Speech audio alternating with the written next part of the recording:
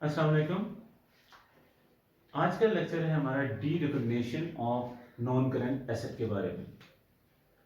Asset को D recognise किस वक्त किया जाता है कि जब हम एसेट सेल कर दें या हमने एसेट कंप्लीटली जो है वो यूज कर लिया है तो स्क्रैप के तौर पे सेल कर दिया जाए, तब भी एसेट डी रिकॉग्नाइज होता है।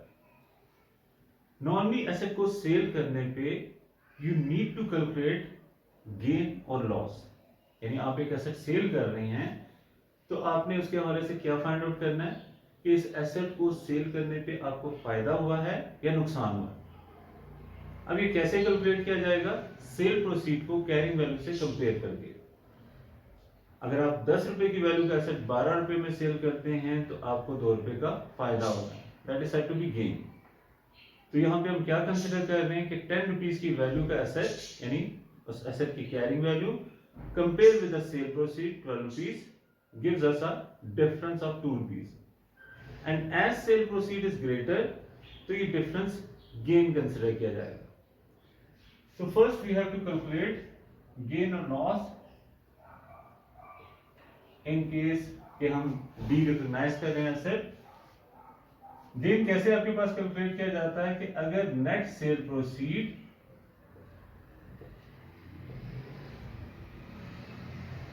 ग्रेटर हो आपके पास कैरिंग वैल्यू से।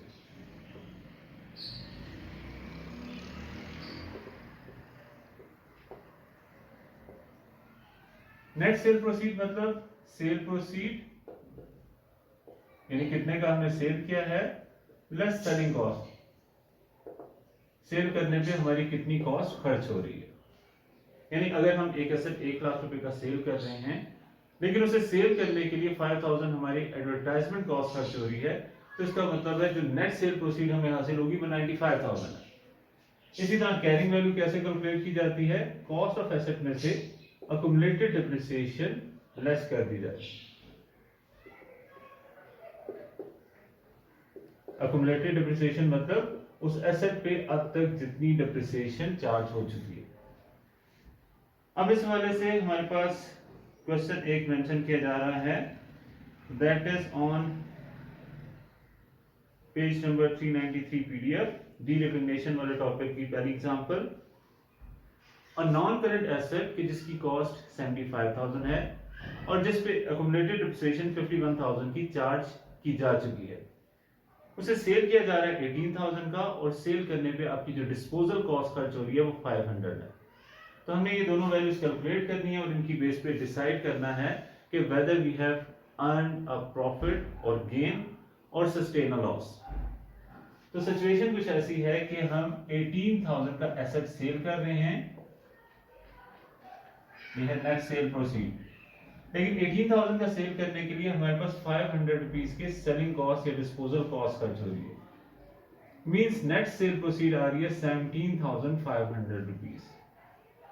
जबकि दूसरी बात कैरिंग वैल्यू कैलकुलेट करने के लिए एसेट की कॉस्ट जो 75,000 है इसमें से 51,000 की अक्यूमुलेटेड डिप्रिसिएशन माइनस कर, and this gives us a carrying value of 24,000। तो हमारे पास सिचुएशन ये है कि एक एसेट जिसकी वैल्यू आपकी बुक्स में 24,000 है, आप उसे सेल कर रहे हैं 17,500 का। इसका मतलब है उस एसेट को सेल करने पे आपको लॉस हो रहा है, नुकसान हो रहा है, और ये नुकसान कितना है? कैरिंग वैल्यू 24,000 और सेल प्रोसीड का डिफरेंस, और ये आ जाता है आपके पास 6,500। तो ये 6,500 का लॉस हो रहा है। रिमेंबर यहाँ पे हमने गेन कैलकुलेट करने की बात की थी कि अगर नेट सेल प्रोसीड ग्रेटर हो कैरिंग वैल्यू से तो ये गेन को रिप्रेजेंट करती है, जबकि ऑपोजिट सिचुएशन कि जहां पे आपके पास कैरिंग वैल्यू ग्रेटर है, जैसे कि इस एग्जांपल में कैरिंग वैल्यू ग्रेटर है नेट सेल प्रोसीड से, तो ये डिफरेंस आपके पास लॉस शो कर रहा है।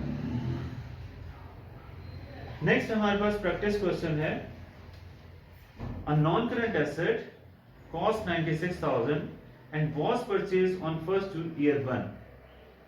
Its expected useful life was 5 years and expected residual value is 16,000.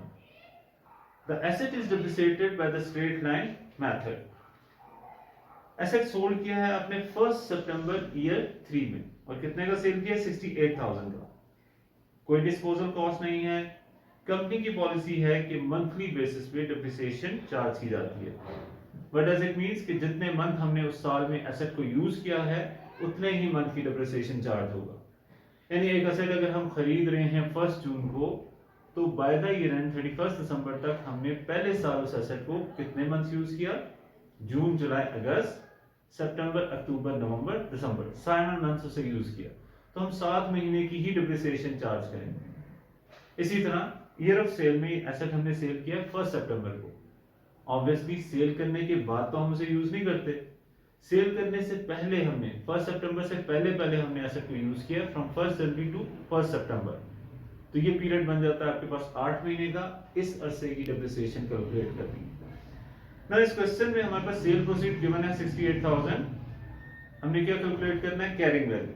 और कैरिंग वैल्यू कैसे कैलकुलेट की जाती है? कॉस्ट में से अक्यूमुलेटेड डिप्रिसिएशन लेस करके। बट इस क्वेश्चन में आपको अक्यूमुलेटेड डिप्रिसिएशन गिवन नहीं है, you have to calculate that. First of all हम देखते हैं कि एक साल का एनुअल डिप्रिसिएशन चार्ज क्या है, एक साल की डिप्रिसिएशन चार्ज क्या आती है। You know that कि फॉर्मूला है इसका cost less residual value divided by estimated life, and according to this formula हमारे पास एसेट की कॉस्ट है 96,000, रेजिडुअल वैल्यू है 16,000 और लाइफ है इसकी 5 years, and this information gives us an annual depreciation charge of 16,000 rupees. Now we need to calculate carrying value of that asset. Carrying value कैसे calculate करेंगे? कॉस्ट एसेट की on 1 June year 1 वो आपके पास given है 96,000। अगर इस asset की cost में से 1 सितंबर ईयर 3 तक की सारी डिप्रिसिएशन लेस कर दी जाए तो हमारे पास उस एसेट की कैरिंग वैल्यू आ जाएगी।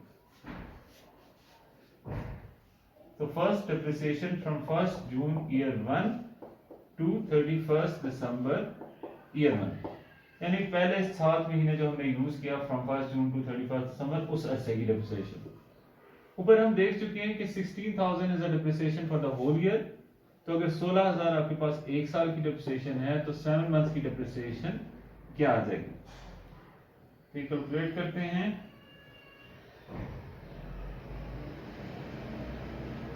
$16,000 मल्टीप्लाई बाय 7 डिवाइडेड बाय 12, ये आपके पास वैल्यू आ जाएगी 9,333।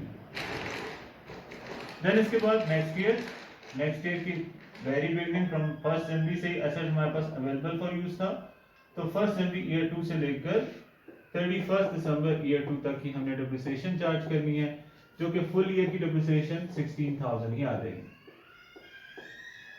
थर्ड बात, depreciation expense from 1 January year 3 to the date of disposal, जिस डेट को हमने एसेट डिस्पोज ऑफ किया, यानी 1 सितंबर ईयर 3।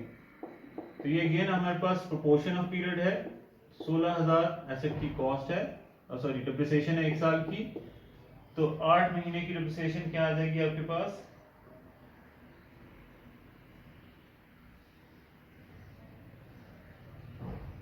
क्या आ जाएगी? 10,667। और अगर हम एसेट की कॉस्ट में से 96,000 में से ये सब डिप्रिसिएशन लेस करते हैं, जो कि अकुमुलेट होके आती है वैल्यू 36,000,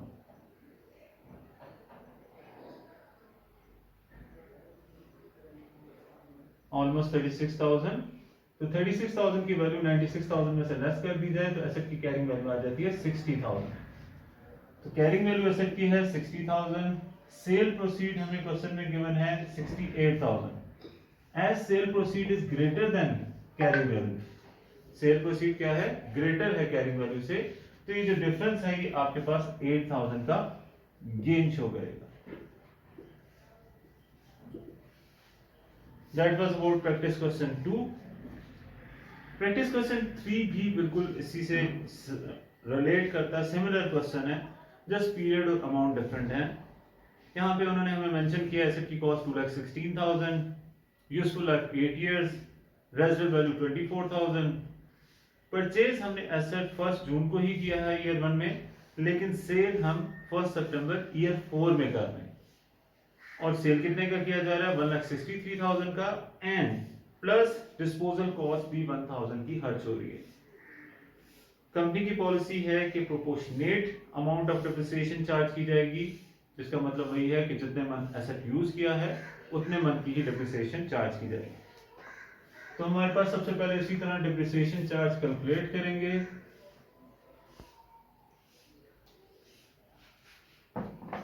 यहाँ पे एसेट की cost 2,16,000, residual value is given as 24,000 और यूजफुल लाइफ 8 ईयर है।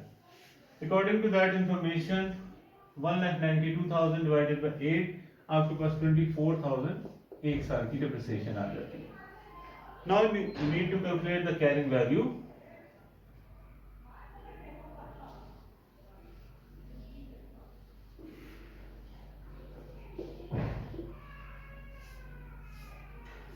Cost of asset is 2,16,000 on 1st June to year 1.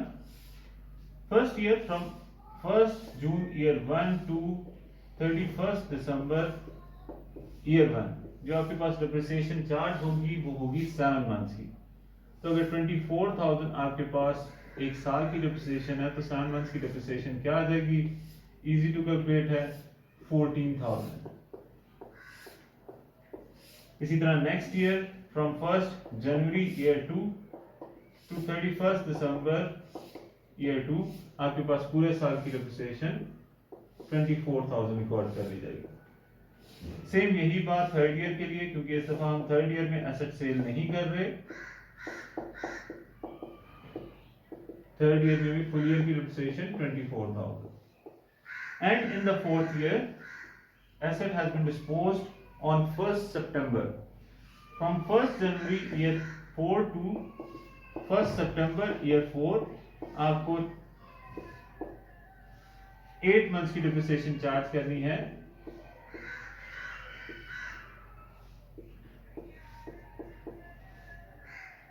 Eight months की ये डिप्रिसिएशन आपके पास आ जाएगी 16,000। अब आप कॉस्ट में से तमाम डिप्रिसिएशन लेस करें, 48 प्लस 16 64 और 14 78,000 की डिप्रिसिएशन लेस कर देने से कैरिंग वैल्यू आपके पास आ जाती है 1,38,000। ये तो आ गया आपके पास carrying value. Now you need to calculate net sale proceed. Asset sale किया जा रहा है 1,63,000 का और इस पे आपकी सेलिंग कॉस्ट 1,000 खर्च हो रही है। व्हाट डज इट मींस कि आपके पास नेट सेल प्रोसीड आ रही है 1,62,000। तो 1,62,000 का सेल किया जा रहा है एक ऐसा एसेट जिसकी कैरिंग वैल्यू 1,38,000 थी। कम वैल्यू का एसेट ज्यादा में सेल किया जा रहा है, तो ये आपको 24,000 का गेन प्रोवाइड कर रहा है। तो ये तो थी सिंपल वर्किंग के पॉइंट ऑफ व्यू से गेन या लॉस की कैलकुलेशन। अब हम बात करते हैं इसी गेन और लॉस को with reference to disposal account calculate करने की। तो हमारे पास एसेट को अगर हम प्रॉपर्ली जनरल इंटरेस्ट पास करके रिकॉर्ड करते हैं, कैलकुलेट करते हैं, तो उसके लिए डिस्पोजल अकाउंट बनाया जाता है। आपसे क्वेश्चन की रिक्वायरमेंट में डायरेक्ट डिस्पोजल अकाउंट बनाना भी कहा जा सकता है, बट फर्स्ट हम जनरल इंटरेस्ट की मदद से डिस्पोजल अकाउंट कैसे बनता है ये कंसिडर करेंगे।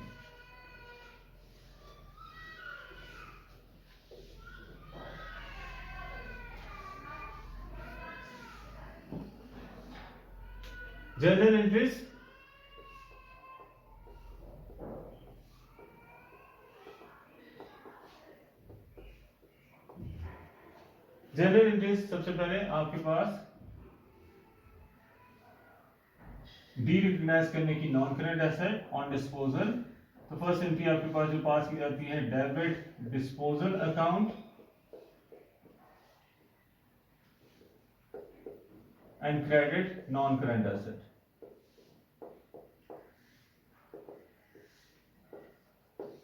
ये फर्स्ट एंट्री पास की जाती है एसेट को डी-रिकॉग्नाइज करने की एट इट्स कॉस्ट, यानी जो एसेट की कॉस्ट है उसे हम एलिमिनेट कर रहे हैं बुक्स ऑफ अकाउंट से। Second, to remove accumulated depreciation, accumulated depreciation को रिमूव करने की एंट्री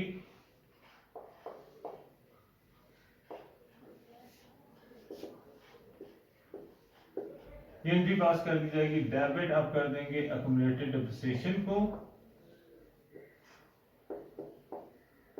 एंड क्रेडिट कर देंगे disposal account. Third entry cell proceed record करने की, कितने का आपने सेल किया है ये बात रिकॉर्ड करनी है। इसके लिए आप जब एसेट सेल कर रहे हैं तो कैश रिसीव कर रहे हैं, कैश बैंक को डेबिट कर दिया जाएगा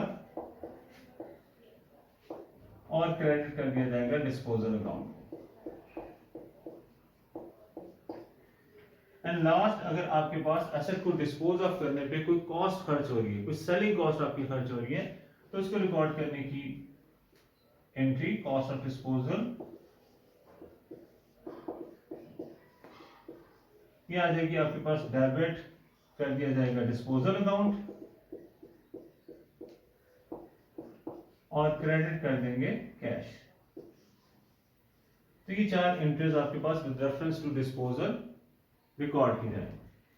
अब इन्हीं एंट्रीज की मदद से फ्रॉम जर्नल टू लेजर जैसे हम ट्रांसफर करते हैं वैल्यूज, उसी तरह हम देखते हैं कि डिस्पोजल अकाउंट की किस साइड पे क्या अमाउंट रिकॉर्ड की जाएगी। So first entry to derecognise a non current asset at its cost, disposal account debit हो रहा है तो हम नॉन करंट एसेट के नाम से इसे डेबिट साइड पे अमाउंट को रिकॉर्ड करते हैं। सेकेंड एंट्री में डिस्पोजल अकाउंट क्रेडिट हो रहा है अक्यूमुलेटेड डिप्रिसिएशन के रेफरेंस से क्रेडिट साइड पे डिस्पोजल अकाउंट में। थर्ड सेल प्रोसीड के लिए अगेन डिस्पोजल अकाउंट क्रेडिट हो रहा है कैश के रेफरेंस से। एंड फोर्थ सेलिंग कॉस्ट के हवाले से आपके पास डिस्पोजल अकाउंट डेबिट हो रहा है, कैश के रेफरेंस से आप इसे डेबिट साइड पे रिकॉर्ड कर देंगे। व्हाट डज इट मीन कि अगर आपको डिस्पोजल अकाउंट डायरेक्टली बनाना पड़े तो आप डेबिट साइड पे जो एसेट आपने सेल आउट किया है उसकी कॉस्ट रिकॉर्ड करेंगे और सेलिंग कॉस्ट यानी उस एसेट को बेचने पे जो कॉस्ट खर्च हो रही है, जबकि उस एसेट पे अब तक कितनी डिप्रिसिएशन चार्ज हो चुकी है और उसे कितने का सेल किया गया था, ये दोनों बातें क्रेडिट साइड पे रिकॉर्ड की जाएंगी। नाउ फॉर एग्जांपल अगर हम बात करें एक एसेट की जिसकी कॉस्ट, एसेट की कॉस्ट है ₹1 लाख और इस पे अब तक जो अक्यूमुलेटेड डिप्रिसिएशन चार्ज हो चुकी है वो है 30,000। हम इसे सेल कर रहे हैं 82,000, लेकिन उस पे हमारी जो सेलिंग कॉस्ट खर्च हो रही है वो है 2,000। तो अगर हम सिंपली इसको जैसे हमने पहले कैलकुलेशन की बात की थी, कैरिंग वैल्यू और नेट सेल प्रोसीड कैलकुलेट करें तो नेट सेल प्रोसीड सेल और सेलिंग प्राइस का डिफरेंस, सेलिंग कॉस्ट का डिफरेंस 80,000 आ जाता है, जबकि कैरिंग वैल्यू आपके पास कॉस्ट और अक्यूमुलेटेड डिप्रिसिएशन का डिफरेंस 70,000, यानी 70,000 की वैल्यू का एसेट हम 80,000 में सेल कर रहे हैं, 10,000 हमें गेन हासिल हो रहा है। But with reference to these entries अगर हम इसे रिकॉर्ड करें तो जो एसेट हम डिस्पोज ऑफ कर रहे हैं उसकी कॉस्ट हम डेबिट साइड पे रिकॉर्ड करेंगे 1 लाख, उस एसेट की अक्यूमुलेटेड डिप्रिसिएशन क्रेडिट साइड पे, जो एसेट हमने सेल किया फॉर 82,000 की प्राइस क्रेडिट साइड पे, और एसेट सेल करने पे जो आपकी कॉस्ट खर्च हुई 2,000 वो डेबिट साइड पे। इसके बाद इसे बैलेंस करेंगे,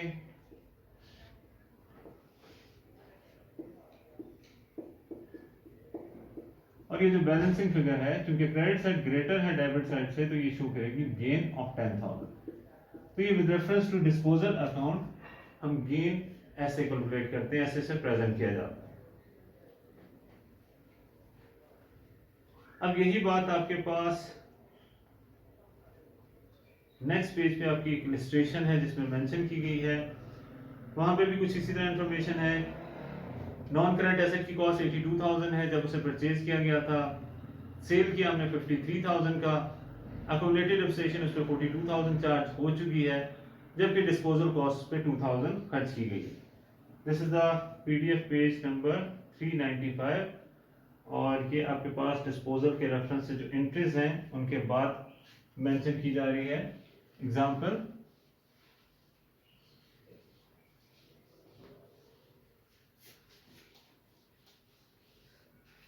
अब इस एग्जांपल के एक्सट्रैक्ट्स हम देख लेते हैं कि क्या क्या चीजें हैं। एसेट की कॉस्ट आपको गिवन है 82,000, अक्यूमुलेटेड डिप्रिसिएशन आपको गिवन है 42,000।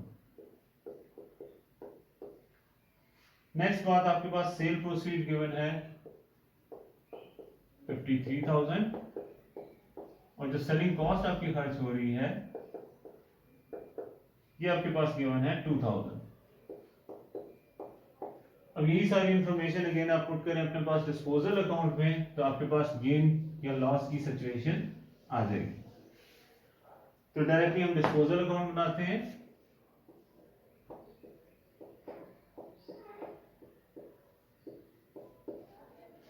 डिस्पोजल अकाउंट में जो एसेट सेल किया जा रहा है उसकी कॉस्ट रिकॉर्ड की जाती है डेबिट साइड पे, और जो सेलिंग कॉस्ट उस एसेट को बेचने पे खर्च हो रही है वो रिकॉर्ड की जाती है डेबिट साइड पे कैश के रेफरेंस से।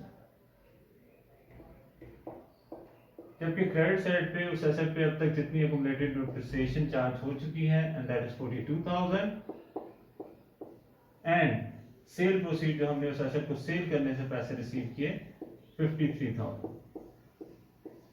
तो अगर हम इनका टोटल करें अगेन हमारे पास क्रेडिट साइड का टोटल 95,000 आ रहा है और 95,000 में से 84,000 लेस कर देने से बैलेंसिंग फिगर आ जाती है आपके पास 11,000। अगेन क्रेडिट साइड ग्रेटर है डेबिट साइड से तो ये शो करेगी गेन, राइट। इसी तरह हम पहले बात कर चुके हैं अबाउट नॉन करंट एसेट की। यही सारी इंफॉर्मेशन नॉन करंट के एसेट के अकाउंट में पुट करते हैं।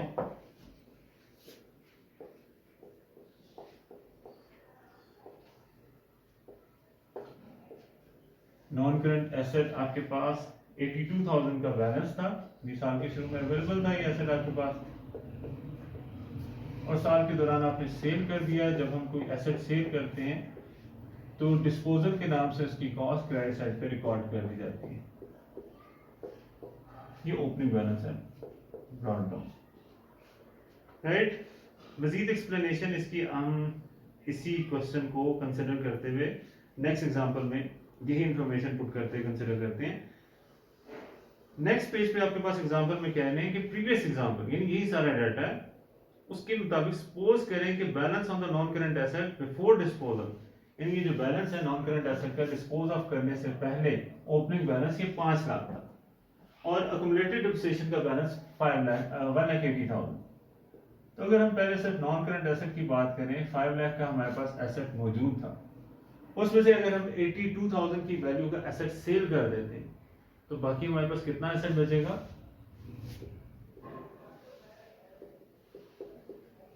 4,18,000 का। ये asset at the end of the period हमारे पास रह गया। वैसे इसमें रिडक्शन क्यों हुई? डिस्पोज ऑफ करने के लिए। रूल वही है, एसेट में इंक्रीज हो तो डेबिट, एसेट में डिक्रीज हो तो क्रेडिट। नॉन करंट एसेट अगर हमने कोई खरीदा होता तो हम डेबिट साइड पे रिकॉर्ड करते, यहाँ पे हमने डिस्पोज ऑफ किया, हमारे पास डिक्रीज हो रहा है तो जो एसेट डिक्रीज हो रहा है उसकी कॉस्ट हमने क्रेडिट साइड पे रिकॉर्ड कर। इसी तरह नेक्स्ट बात को अक्यूमुलेटेड डिप्रिसिएशन की बात कर रहे हैं, लेकिन अक्यूमुलेटेड डिप्रिसिएशन की के अकाउंट को बनाने से पहले उसकी इंट्रेस्ट आप लोगों को रिमाइंड करा दूं कि डिप्रिसिएशन चार्ज करने की क्या एंट्री पास की जाती है, that is depreciation expense debit and credit कर दिया जाता है अक्यूमुलेटेड डिप्रिसिएशन को। एंड सेकंड बात जो अभी हमने डिस्पोजल के रेफरेंस से देखी कि जब हम किसी एसेट को डिस्पोज ऑफ कर देते हैं तो उसकी अक्यूमुलेटेड डिप्रिसिएशन भी रिमूव कर दी जाती है और इस वक्त हमारे पास एंट्री पास होती है अक्यूमुलेटेड डिप्रिसिएशन डेबिट और क्रेडिट कर देते हैं डिस्पोजल अकाउंट।